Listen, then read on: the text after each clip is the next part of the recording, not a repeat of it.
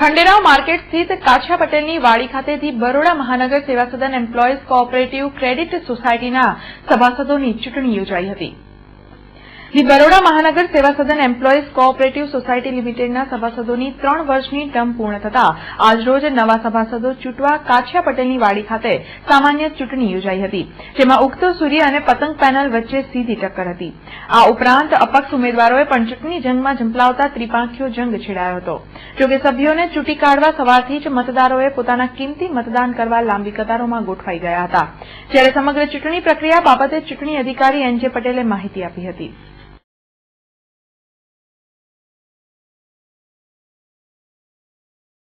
વડોદરા મહાનગર સેવા સદન એમ્પ્લોઈઝ કોઓપરેટિવ ક્રેડિટ સોસાયટીની ચૂંટણી છે.